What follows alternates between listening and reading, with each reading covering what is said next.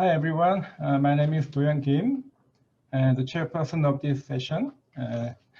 I'm very pleased to meet you all, and it's an honor to be in charge with the chair of the session 2A. Yeah, and as you may have already known from the last session, we have 6 minutes for 2 speeches.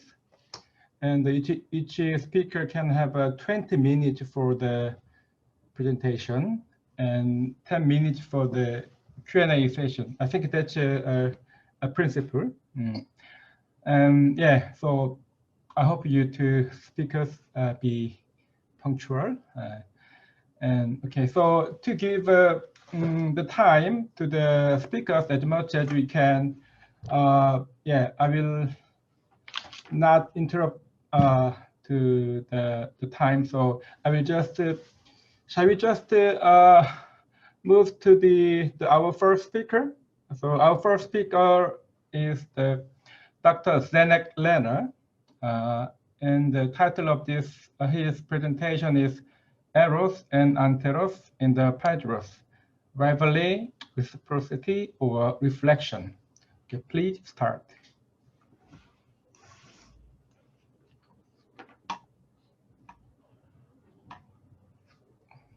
Can you hear me? Yes. Yes.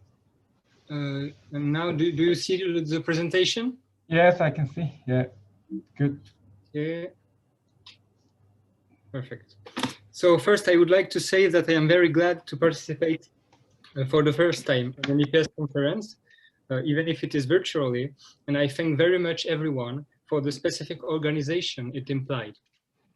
My talk would be about Eros and Anteros in the Phaedrus, a dialogue which I really love. And as you can already see with this vase from the 5th century BC, which might represent Eros and Anteros wrestling, the presentation includes some images and also diagrams, which I hope will rather help your imagination than distract your reason.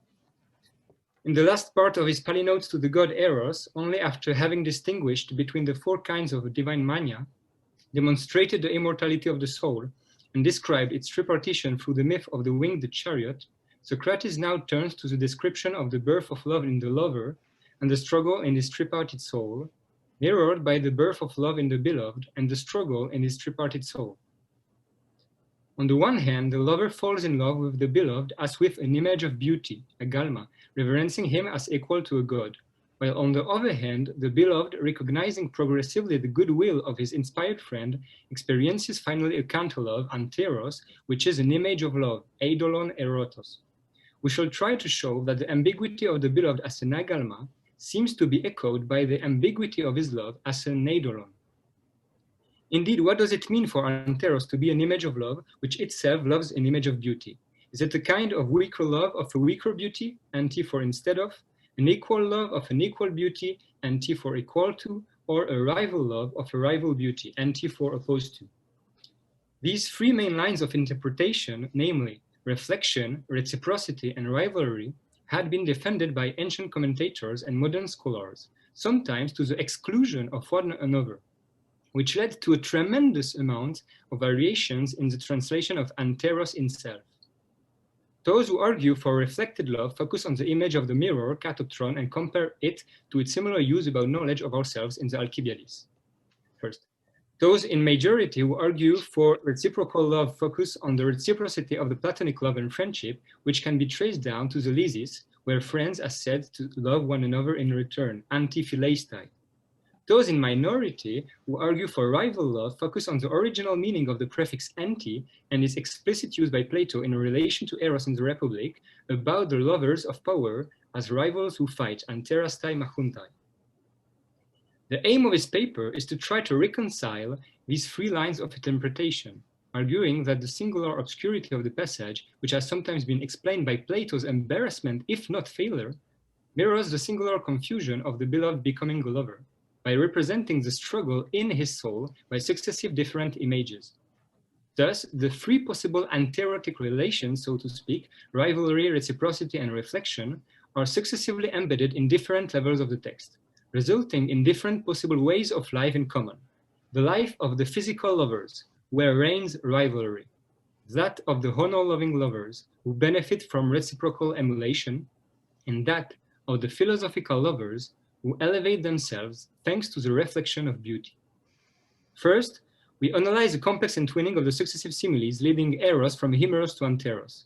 Then we conceptualized it as a conversion from paiderastic Eros to philosophical Eros in view of the eschatological passage about the three different kinds of lives immediately following.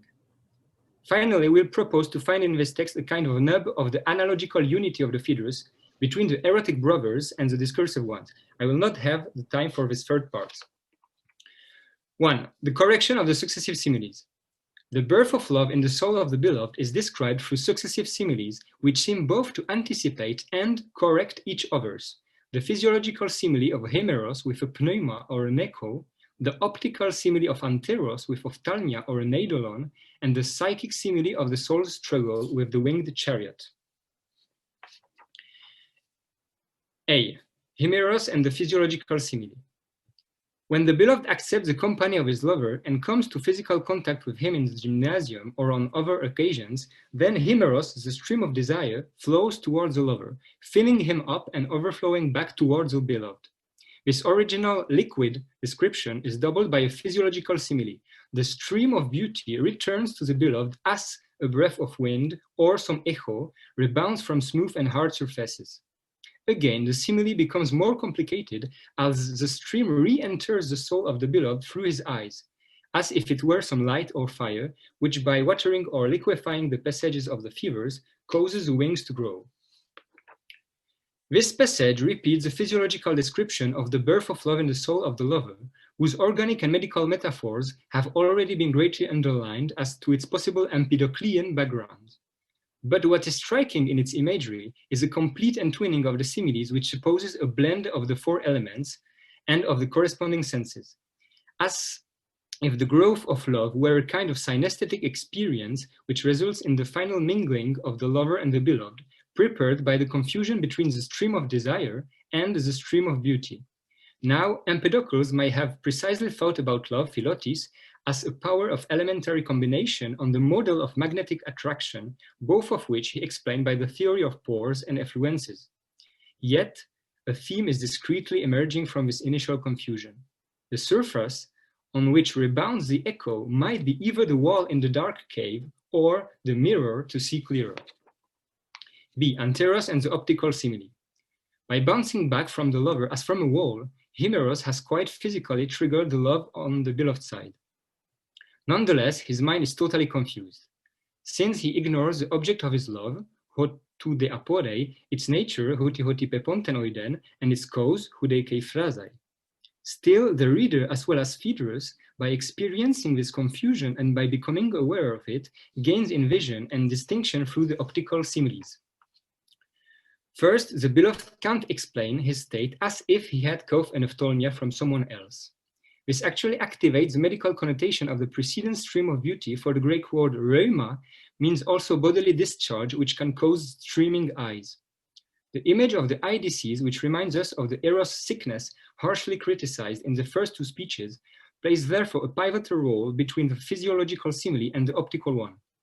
Then, the beloved has also forgotten that he sees himself in his lover like in a mirror, hosper de encatoptero. Suddenly, the smooth and hard object on which rebounded Himeros is specified, and rather than a blind wall, becomes an open mirror. Whereas the beloved seemed only passive in receiving a kind of sickness, now he appears more active in the act of seeing. Finally, it's when his lover is absent, the two being separated, then the beloved feels counter-love, Anteros, which is an image of love, eidolon erotos, but he calls it friendship, philia, and ignores that it is love, eros.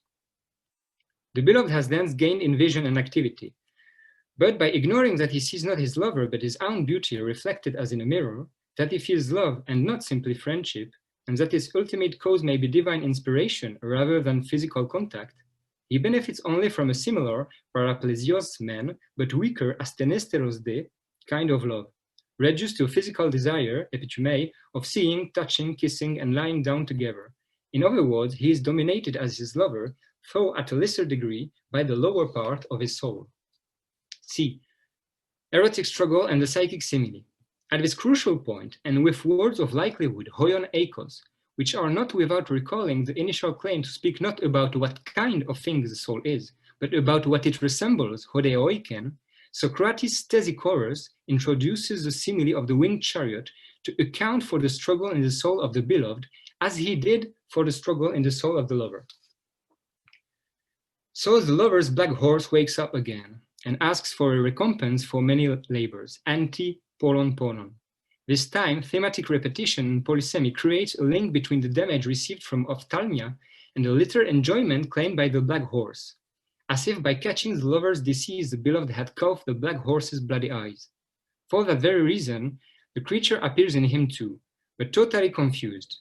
Nearly fused with his black horse, the beloved kisses Philae his lover and is ready to grant his favors, charizastai, to him.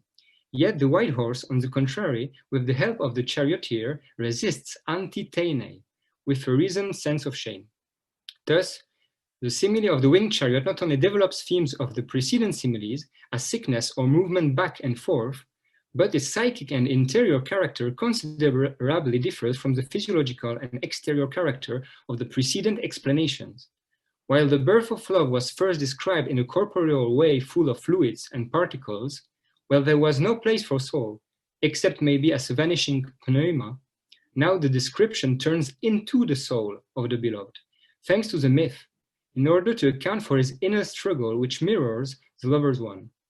But why is Socrates so concerned with the use of such dense poetic imagery, albeit he severely condemned the physical explanations of myth?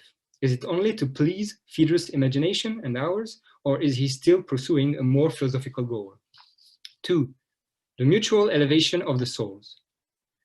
While he manifested a true poetic madness in correcting the similes from a physiological to a psychic one, Socrates' deeper concern is clearly to elevate by erotic madness Phaedrus the bride from sensible beauty to the intelligible one, that is, from paiderastia to philosophia.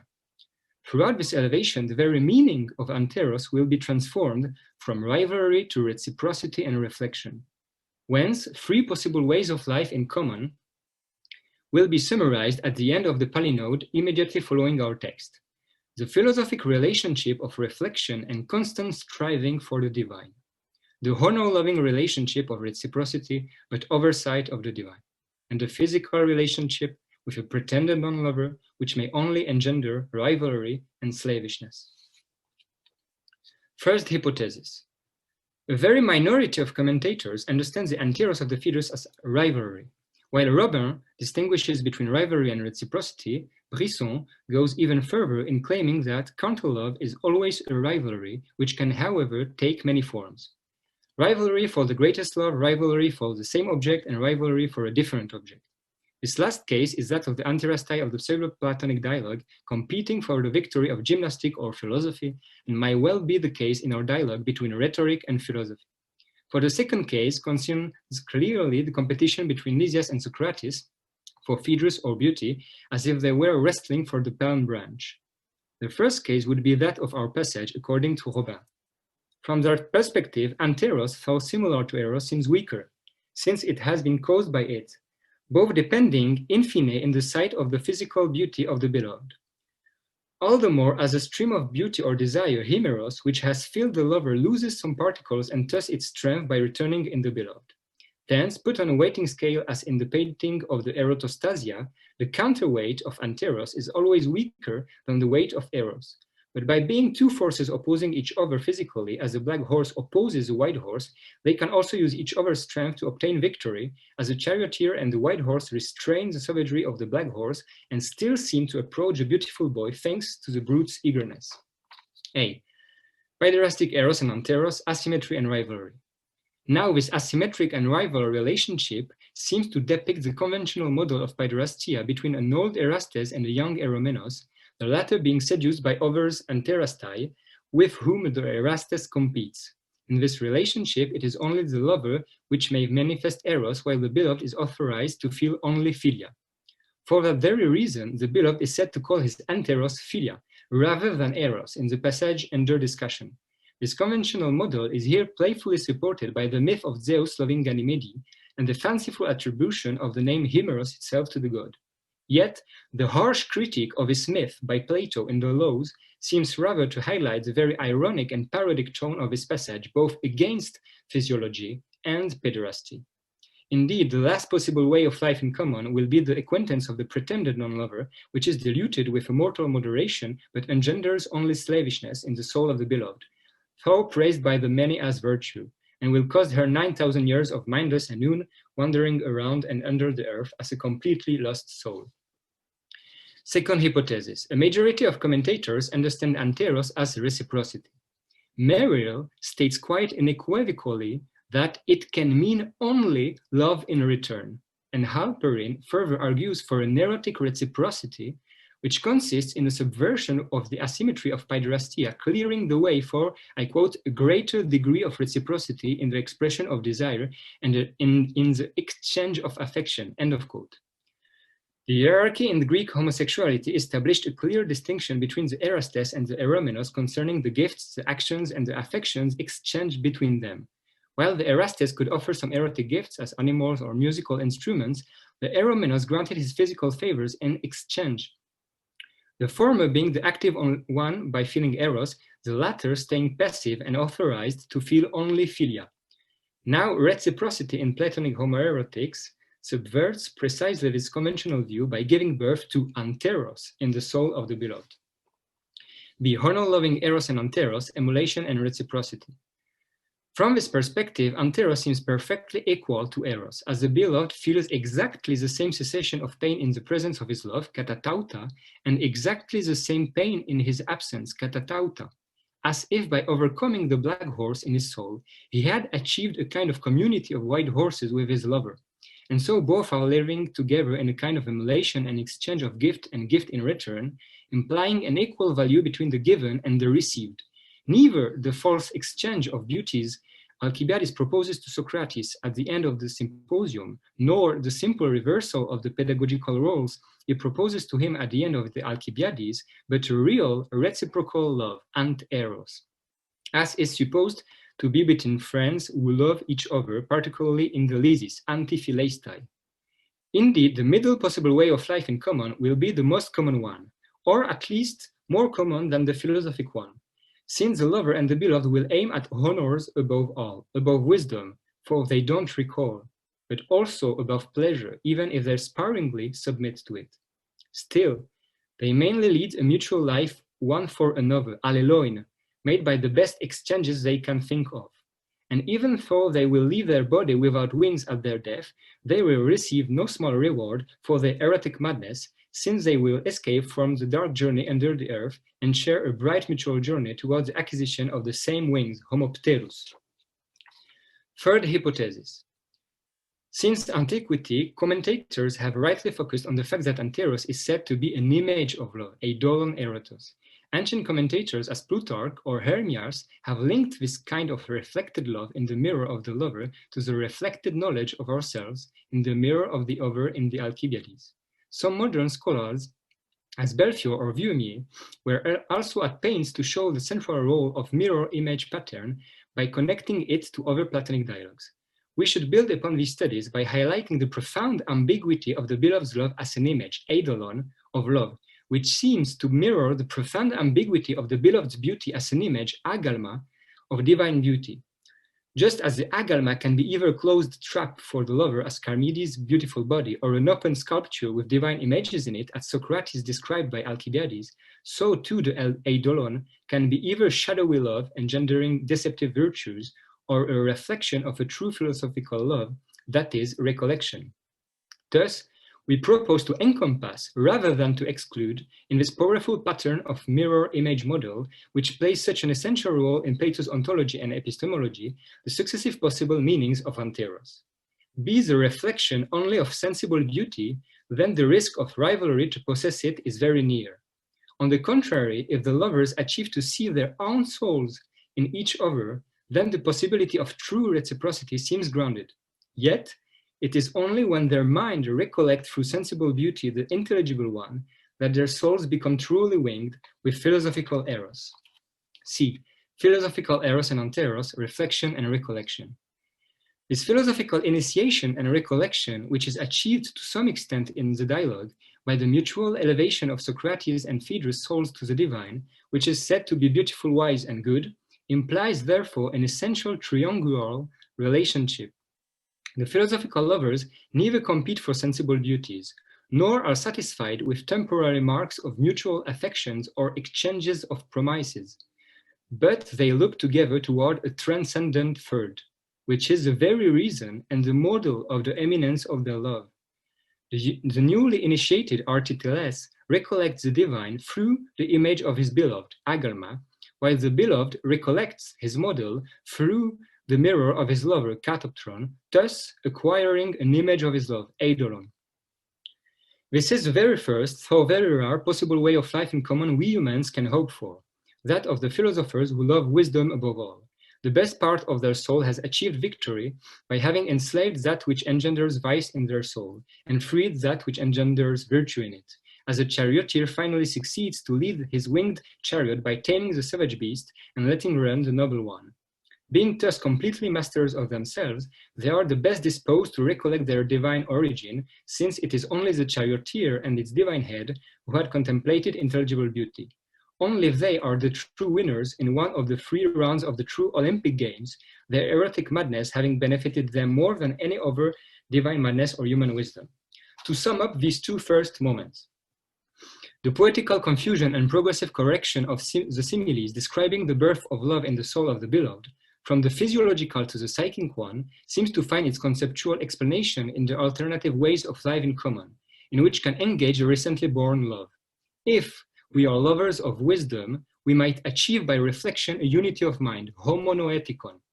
But if we are more common lovers of honors, we might experience a conflict in the mind, but can reciprocally hope to acquire after death the same wings, homopterus. The acquaintance of the pretended non-lover is significantly cut off from these 2 first alternatives, which still benefit to a certain extent from erotic madness.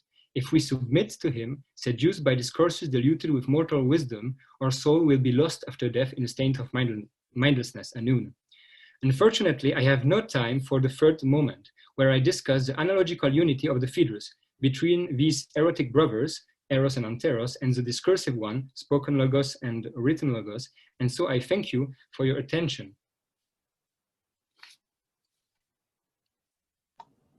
Okay, thank you.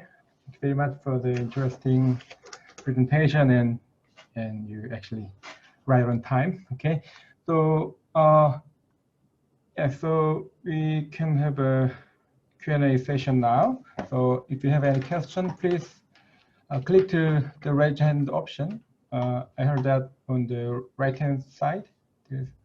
Okay, anyone?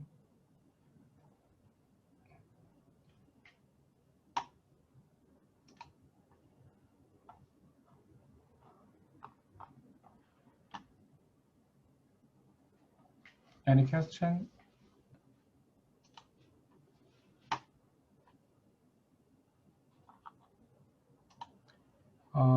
Actually, I'm not sure how I can see the person who's raising the hand through the. All right.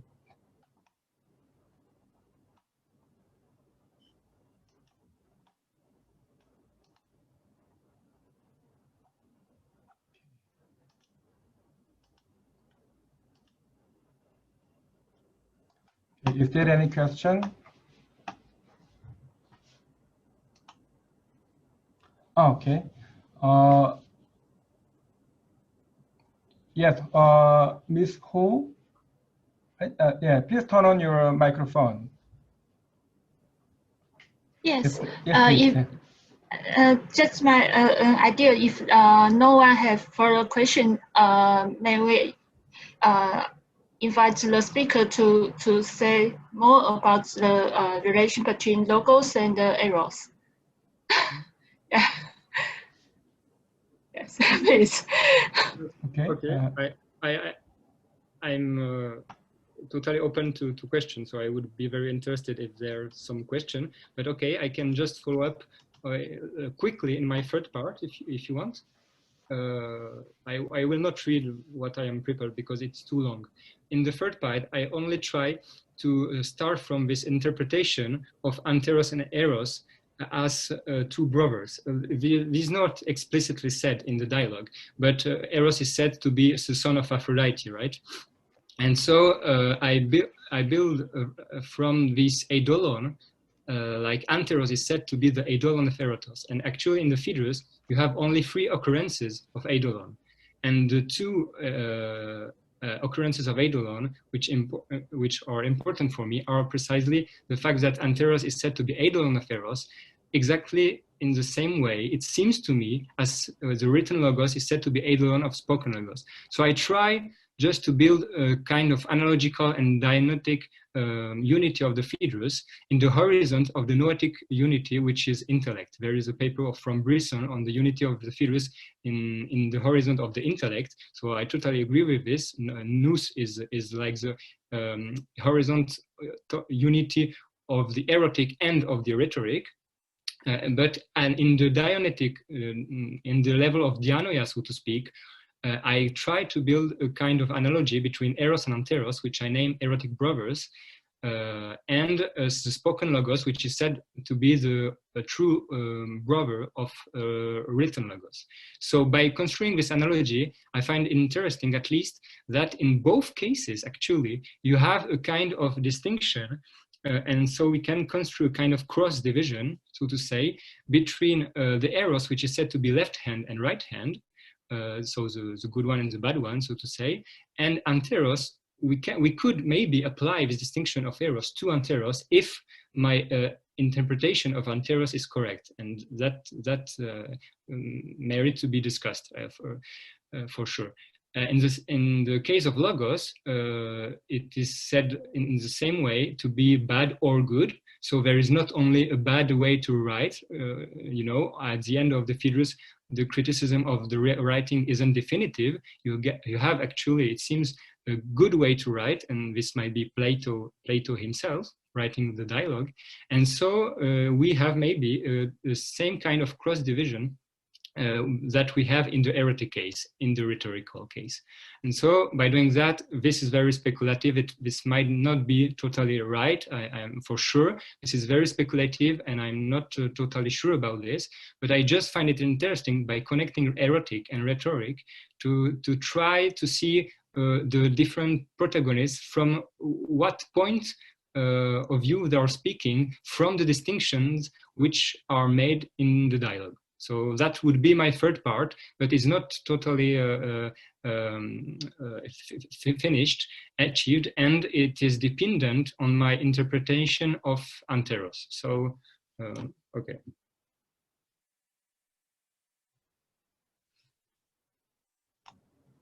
Okay. I think we have 5 more minutes for the Q&A session. So if anyone has any other question, you can ask.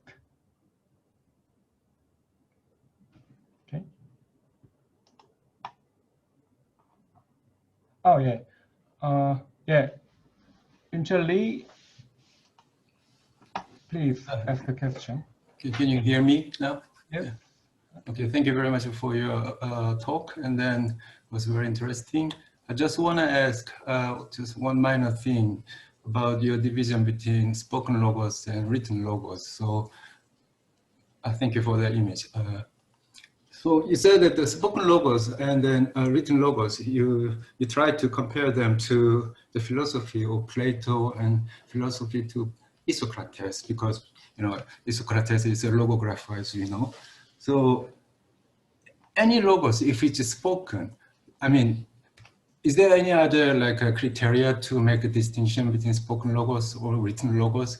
Not just because of the logos itself, I mean, its characteristic, but because of who composes logos, through mouth or through hands. So depending on the state of source of the composer of logos, let's say composer of logos, if this composer speaks a logos about anything, and this composer writes a logos about the same topic, then there has to be this kind of difference naturally. or it's somehow it's related to the state of soul of the logos composer? Yeah, thank you very much. So I would try in my way to answer this. I think at the first level, we can say that in fact written logos being an eidolon is quite lower than spoken logos, and it for sure the myth of Thoth and so on at the end of the Phaedrus tends to go in this way, that the spoken logos is on the side of the soul, and that the one who speaks, if he speaks truly, as Socrates, knowing the soul of his audience, put the seeds of the true knowledge in the souls of his students, and so on. And so there is maybe, at the first glance, at least, a superiority of the spoken logos, because it connects more vividly, in a living manner, the two souls, and helps to elevate them. So the written logos is dependent maybe more on the author. There is this strange passage where Socrates says that Lysias is here, you know, that Phaedrus is with his manuscript, but Socrates says, oh, Lysias is here. So Lysias seems to be reduced to his written speech. Ferrari has some pages about this. And so this also makes me think that written logos is more dependent and cannot defend also itself just by the mere presence of the written word, because it is dependent on the author. And but on the other hand, by the distinction between bad and good, and this cross division of bad good applied to spoken and written distinction, I think what Plato tries to do is to make us think about written logos as potentially helping to elevate our soul and ourselves. And I think Plato, by writing, is precisely doing this, you know. When you read dialogue, okay, you are not speaking with Socrates, but Plato achieved just this tremendous, this extraordinary fact that by writing, he like imitates the spoken logos. So with Plato's style of writing, not with Lysias or Isocrates, this distinction may be blurred. I think.